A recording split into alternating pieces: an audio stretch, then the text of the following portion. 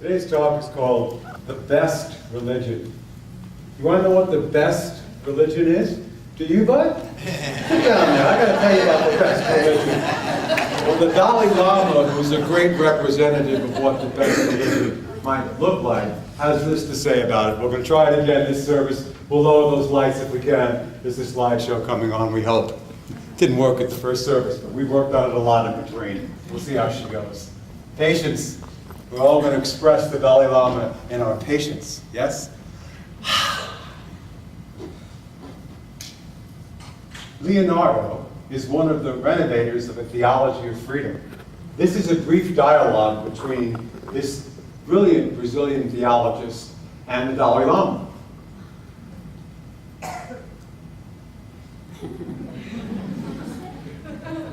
It's a perfect pause, isn't it? It's a brief dialogue. In fact, it's almost over already. It's happening again. This is so Dalai Lama-ish. Look at this. Patience, patience. In a roundtable discussion about religion and freedom, in which the Dalai Lama and myself were participating, at recess, I maliciously, and also with interest, asked him, "So, Your Holiness, what is the best religion?" And the Dalai Lama paused, for he never answers quickly, and said, I thought he would say Tibetan Buddhism or the Oriental religions, much older than Christianity. But the Dalai Lama paused, smiled, looked me in the eyes, which surprised me because I know of the malice contained in my question, and he answered.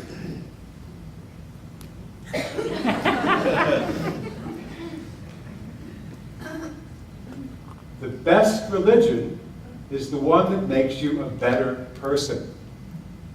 The best religion is the one that makes you a better person. What is it that makes me a better person?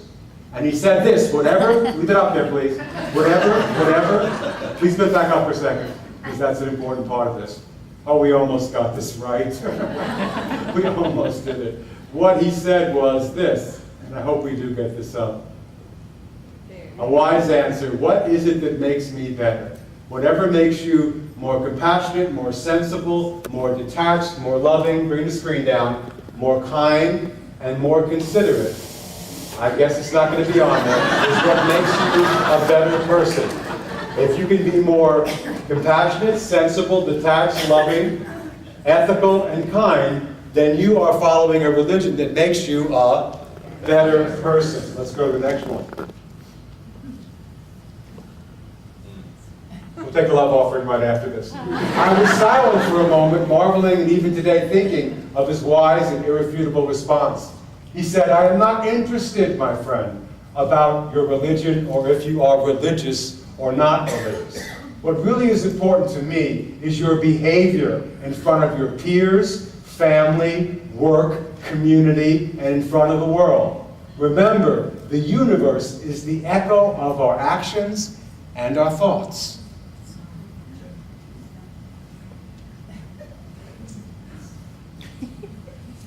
The law of attraction and reaction is not exclusively for physics or New Age metaphysicians.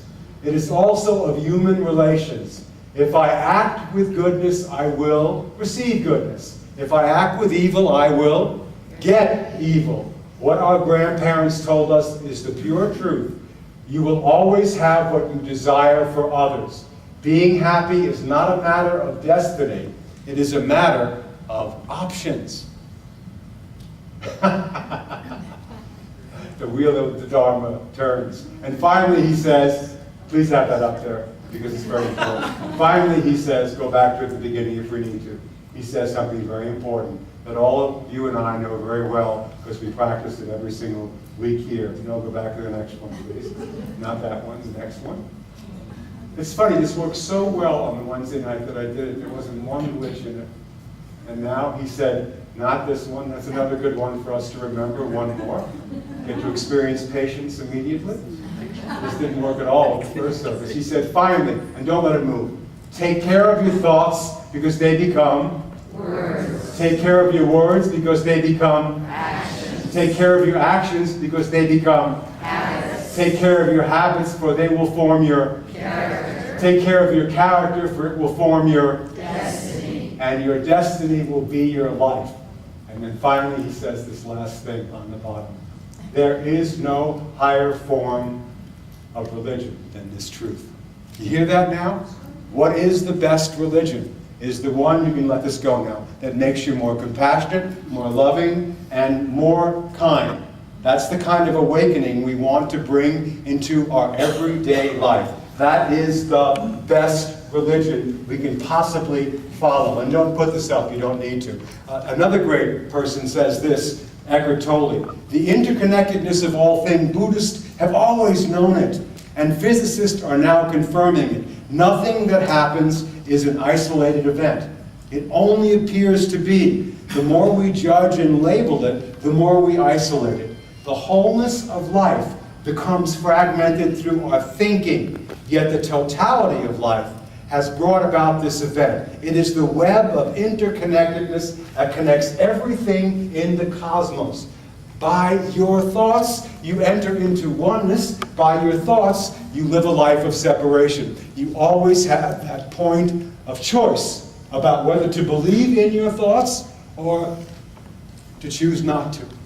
I'm joining now with a woman in a book that I'm reading now called Flight Behavior by Barbara Kingslover. I love her work. She's an amazing author. And in this book, she talks about a woman who's going on a journey up a mountaintop. And in the beginning of the book, she's talking to herself and believing that what her thoughts are telling her are true. She's totally lost in her mind-made self, believing that she's getting accurate information about what her thoughts are telling her. She's on her way to the top of this mountain to have a tete-a-tete, a liaison, with a 22-year-old telephone pole climber to have this affair. And she knows it's going to change her whole life, that what she is about to do is going to shift everything in her life. She knows this, and her mind, her thoughts are telling her this is the right thing to do. When you get to the top, you will find salvation. And there's a wonderful line I didn't want to miss in the book. Plenty of people take this way out, looking future damage in the eye and calling it something else. How many times have I done that? I knew better, but I didn't do it. I knew the damage it would cause, but my thoughts, oh, they made me believe that this would bring me satisfaction. So we're joining with her as she's climbing up to the top of this mountaintop. But something very different happens to her than what she expected at that moment. She goes to reach for a cigarette in her purse, and all of a sudden she's looking at the tops of the trees of this forest, and the forest, the light sort of changes in the clouds, and everything becomes ablaze with a kind of iridescent light that begins to shine all through the trees. She sees this light. The light is massive, and it's moving like a lake of fire. Like in Ezekiel, it says, I will bring you a lake of fire, and it will burn everything. And she's watching this fire, sparks and energy, and colors of orange and blue and purple, beautiful colors. And it's like this light show is happening before her, and something magnificent is happening that she's never experienced before. And she said that light was not only outside of her, it emanated from inside of her. It went inside and touched this energy, a beauty, an energy, a consciousness of energy inside of her she'd never felt before. And all of a sudden, it was released, and she was what I'm calling an existence, consciousness, and bliss. She's having an awakening experience that just changes her completely. And she said she literally could not move from that spot. She said she stood there for what seemed like hours and days, unable to move. She had what we call an awakening experience, which we've talked about a lot here. We've all had awakening experiences. And so then she starts to go down the mountaintop, because you always have to go down the mountaintop. And she's no longer interested in having the liaison with the telephone pole climber at 22 years old. She's having a divine relationship with the Lord God of her being. She's merging with the truth of who she is. And she comes down that mountaintop into her everyday life, as you always must, unfortunately, come down the mountaintop to your everyday life. And there's her husband, and there's her kids, and there's her pain in the butt mother-in-law, and there's all the same stuff she left behind. but her consciousness has been shifted. They're the same, but she is different, and how she sees them is different. And from that moment on, she does what we all must do. She has to take that great awakening and bring it into the everyday life and affair of where we live today. Yes? And that's what all of us are doing. We've had moments of epiphany where we've had awakenings, but then unfortunately, we have to come down the mountaintop and figure out some way to bring this into our life. She talks about, in this book about believing in your thoughts, she talks about how there's sort of a misnomer in New Age awakening circles that once you have this experience of enlightenment, you'll never have impure thoughts again. Only think good, holy, wonderful thoughts. That's all you'll ever have, because now you've been awakened and you've been shifted and your mind-made self can no longer ever take over. Well, guess what? That is not true. The Dalai Lama gets up at 3:30 in the morning. He does 3 hours of spiritual practice every day. And 1 hour of that spiritual practice is prostrations, where he stands in front of his altar, like we all have an altar at home, I hope you do, and he goes like this, and like this, and he goes like this, and goes like this, and he goes, whoosh, and goes like this. And then he gets up, and he does it about 140 times. Why does the Dalai Lama do this? When you ask him, he says, to let go of my impure thoughts. If the Dalai Lama has to let go of his impure thoughts for an hour every single day, what makes you think you get to bypass that? You don't. Your impure thoughts don't go anywhere. You just develop a different relationship with those thoughts. When they come up, you don't take them so seriously. They're there. You notice them. They're hanging out in a kind of silent spaciousness where they show up and you notice them, but they don't take up the whole screen anymore. You begin to relate to them rather than from them. If the Dalai Lama needs to do this work, so do we. You don't get rid of anything on the spiritual path. You just embrace it and look at it in a different way, from a different perspective. You realize that the thoughts that come from small mind are always going to be there. The Buddhists have a statement, oh, there's mind doing what mind does, thinking.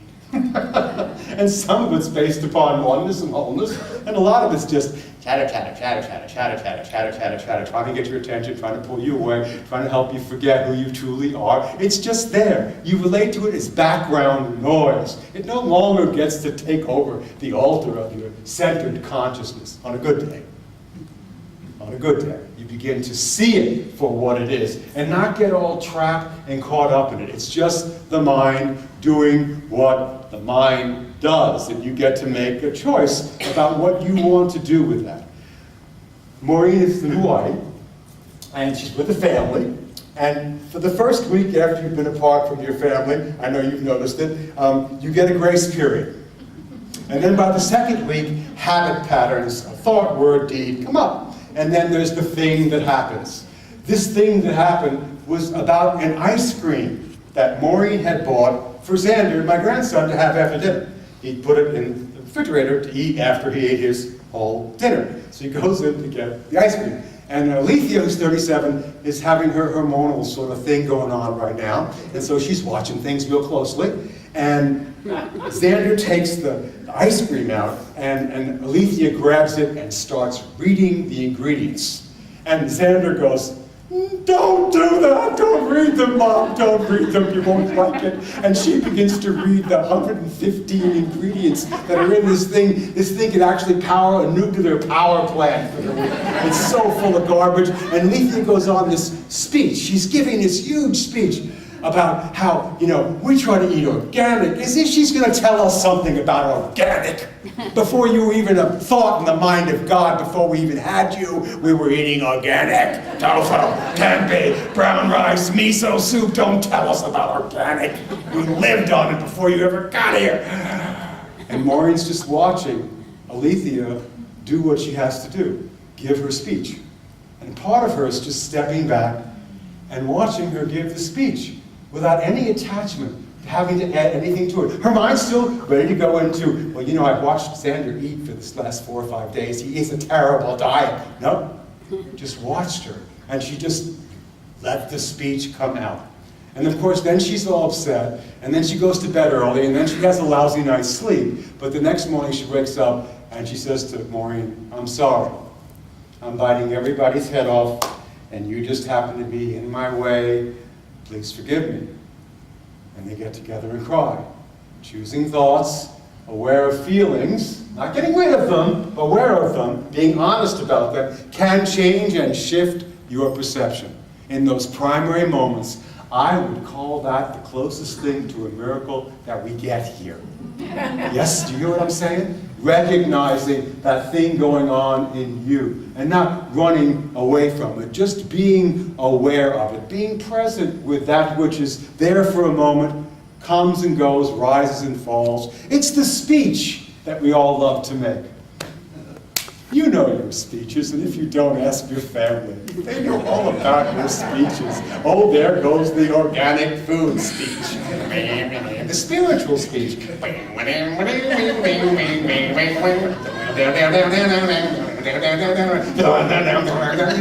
Lord.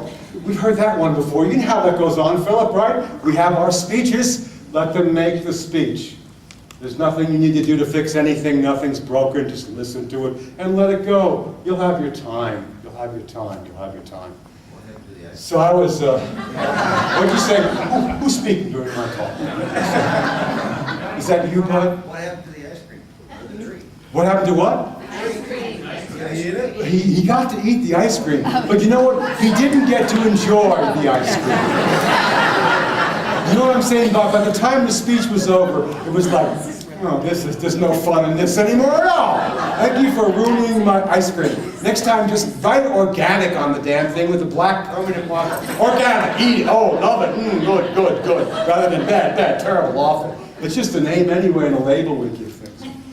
So I was on the phone with somebody, and I was having a moment with this person who was calling me, somebody who I've had a conversation with that I'm very close to, and I just really could see that this person was looking future damage in the eye and calling it something else. So I had a big opinion about it. And so I gave my opinion very strongly to this person about it, and I got off the phone and went, well, I certainly handled that well. And I need to do what I need to do sometimes, call someone who I can just rant and rave with. I have to have some friends that I can not just get the spiritual mode. You know, right away, oh, so well, you know, thoughts of the mind produce after your kind, nothing real can be fair. I just need to rant and rave. Don't give me that yet. I know that that's true. Let me just get this out. And I call Anthony. He's a very good friend, because he's ranted and raved at me as well. And we just know that we don't take that seriously. We just need to sometimes rant and rave to let the energy just bleh. And then at the end of it, it's all over with. He's laughing, I'm laughing, because we know none of it's true. We know it's going to come and go, rise and fall. We all know that.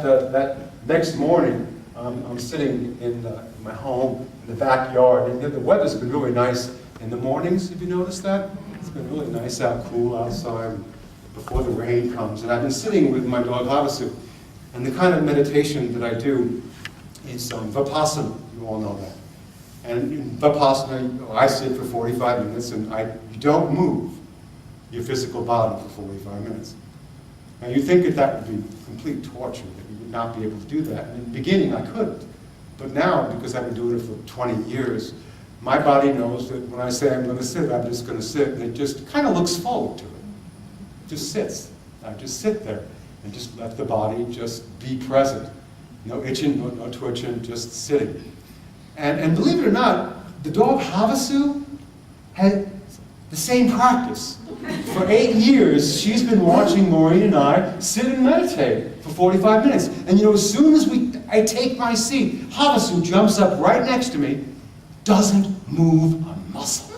And she knows exactly when 45 minutes is up, because she starts to twitch, right? So her and I are having this sitting meditation time, just 45 minutes worth. And so the sun starts to come up, and some birds start to come to the bird feeder. The bird feeder is as far away from me as you guys are. And the birds come up and they come out, and again, we're not moving a muscle, nothing unusual about a couple of birds.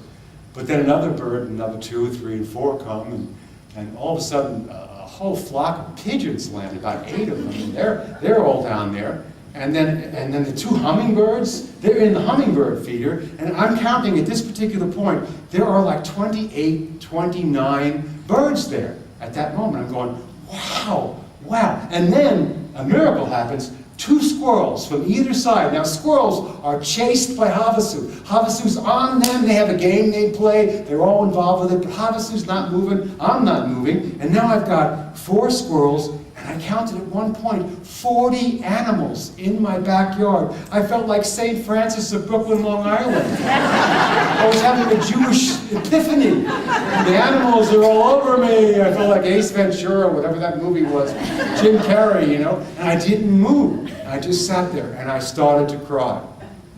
I was having an epiphany. I was having an awakening moment. It was so beautiful.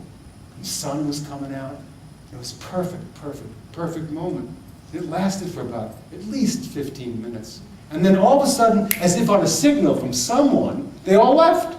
They all split, and they were gone. Now you know what my ego did. For the rest of the week, I tried to figure out exactly what I had done to have it happen again.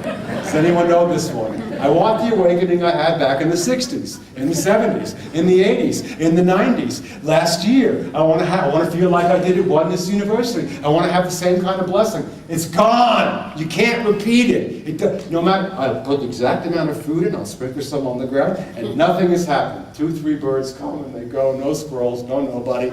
You can't step in the same river twice, can you? It's what it was for what it was in that moment. And then you get to release it and let it go, so you'll be present for what it will be in this moment. Yeah, and then you'll have the next moment, then you'll have the moment after that. If you try to recreate it so it looks like this, when it's happening like that, you're going to miss it. I'm waiting for the birds, the trees, the fire, the flames, and the sky, but you can't have that because you've missed what's over here. Another miracle has just happened, but you were looking for it in some other form or disguise. It turns out in the book, what we find out is that the miracle on top of the mountaintop are monarch butterflies. There are literally millions of them up on top of this mountain.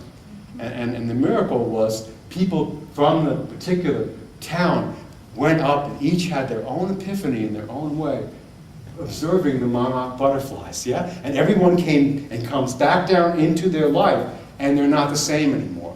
This is what our work is about. Yes, we have these epiphanies, these moments, and then we're called upon to bring them into our everyday life when we have to deal with the frustrations, the prostrations, the difficulties that people have. Sometimes I find myself when someone is ranting and raving and I want to rant and rave back, I just find myself, I don't do this physically, but I do it psychologically.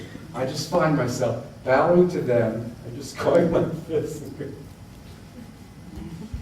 Go ahead, let me know when you're done. I'll be right here with you. And just bowing down to it and allowing it to just be relieved, the energy released. It doesn't mean not saying what you have to say or doing what you have to do. It just means you're not going to hold it on. It's not worth the price. So right after that epiphany experience, that person called me back on the phone again. They always call you back on the phone to hook me again with the same story again, making it sound like I figured it out. Now I took notes, but it still sounds to me like you are looking future damage in the eye and you're still calling it something that it isn't. But I didn't do it. I just listened. I told the person that I love them and supported them, and that I don't sit in judgment of anyone. That whatever they do will produce the result that it'll produce.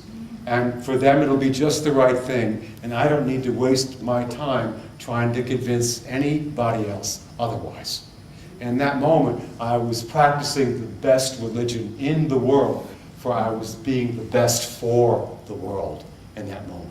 That's a huge shift in consciousness. So let's just, for a moment, go to our lesson summation, and I'll stop yelling and screaming and jumping up and down.